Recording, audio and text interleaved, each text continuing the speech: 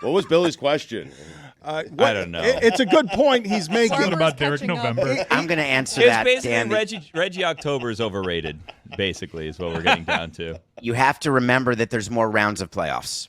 So when you're seeing, you can't compare it now to back then. You would go right to the LCS, sometimes right to the World Series. Now you can have wild card, then division series, then LCS, then World Series. So you have way more at-bats and more opportunities to hit home runs. So what Kyle Schwarber did, it's amazing. The number of home runs he hits from the left side, that's the record you're referring to.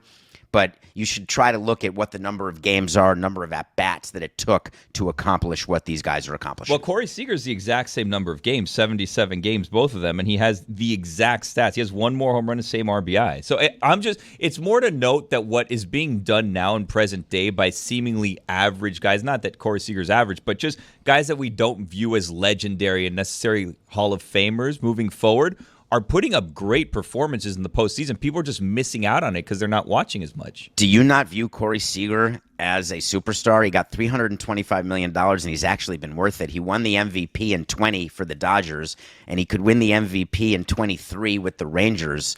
That's getting into pretty historic territory. Yeah, but I don't think that in the grand scheme of things, he's going to be remembered as Reggie Jackson was.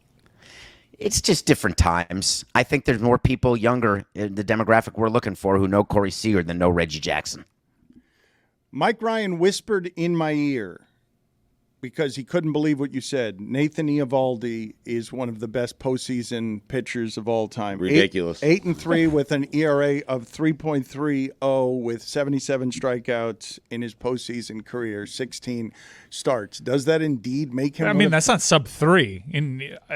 I was taking David for what he said on surface value, but those stats don't seem like greatest postseason pitcher conversation. I think what I said, one of the greatest, not the greatest. I mean, you got to be sub 3 to enter the One conversation. of the 50 greatest, I mean. Yeah, I don't exactly. I didn't say the number. Well, but I don't think anybody is saying Nathan Eovaldi has been good But that's during wild. the postseason, but Those I don't numbers think are good. anyone thinks of him as one of the greatest postseason pitchers of all time. Eovaldi is one of the top 100 postseason pitchers of all time. He doesn't make the staff. He doesn't make the all postseason staff. You could have just said he's one of the postseason pitchers of all time.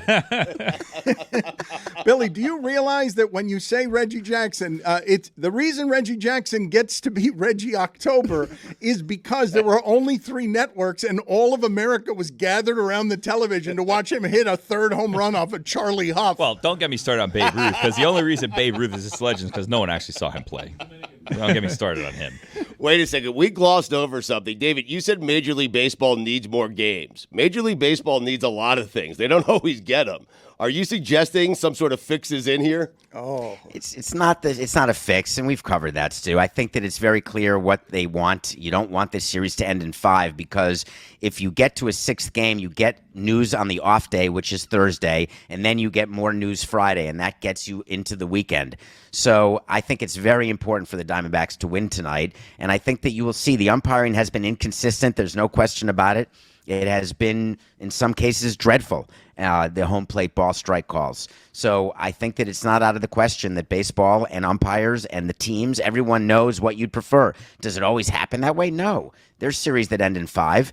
If Seager and Simeon continue to hit the way they're hitting, and they have a 5-run second inning and a 5-run third inning, there's nothing anyone can do, and the series is going to end tonight. I just don't think it will. I think the Diamondbacks, in fact, will win tonight. You've generally been pro all these changes that baseball has made, but in the Diamondbacks, while I was paying attention to the sport over the summer, I think you could objectively call them not a great team. They slither into the playoffs because of a lot of help because of a drop ball in the outfield by the Chicago Cubs. They can win tonight, and they've been hard to kill in this postseason. What I'm getting at is this would potentially be, if they come back in this series and win it, would be regarded as the worst World Series champion of all time, and you would squarely have the playoff expansion to blame. How is this being reacted to by some of the guardians and gatekeepers of the game, the Bob Costases of the world? Well, Bob Costas, that's an example of a total traditionalist. But remember when the Cardinals won the World Series and they had an 84-win season with Pujols, maybe 2006, somewhere in that range? Were you feeling that same way? No, but the playoffs have changed since then, haven't they? So, yes, they've expanded, which has been great for the sport because it keeps more cities in it longer. That's the purpose of expanded playoffs, is to make it so that people are going to games, and attendance was up significantly this year as an industry. And I don't want to sound like I'm pimping for baseball, but I will say the rule changes have helped. The game times are down. The games are more interesting. Arizona plays a fun kind of game where they're stealing bases. They put the game in motion, which is fun to watch. Calling them the worst World Series champion, I guess there's 123 World Series champions. Someone's got to be the worst team. If you're saying it's them, I guess we could evaluate that. But hey, a ring's a ring. I don't think that Arizona getting the second ring before Tampa has one or Colorado has one in terms of some expansion teams and matching Florida's two, I don't think that they will be worried that you think they're the worst champion. I don't think they're the worst. I'm just saying in terms of record and because of an expanded playoff, they would not be in previous incarnations of the MLB playoffs. I'm saying how people view them. I don't care enough to have that kind of opinion about the Arizona Diamondbacks. Well, the Diamondbacks, though, and Dave, sorry to cut you off, they early in the summer were neck and neck with the Braves for the best record in baseball in the National League. Like, they were hot, and then they hit a very cold stretch, and they kind of fell out of it. 16-34 over a stretch. They had a very cold stretch, but like if you do that in terms of playoff expansion and you wouldn't be in former incarnations, then the Marlins would have 0 World Series. They'd have 0 playoff appearances. If you go back to the original, there's 2 teams that make it to the postseason in each league, and then they compete against each other, and then they go to the World Series. So, like, as the game expands and the playoffs expand, you're going to get more and more things, and it's easy every year. The Phillies wouldn't have been the National League champions last year either had there not been playoff expansion. So every time the playoff expands, you're going to find an outlier team that ends up making it to the World Series and potentially winning, but that doesn't necessarily mean that they shouldn't be there. They're not deserving. They did what they had to by the rules of the game at the time.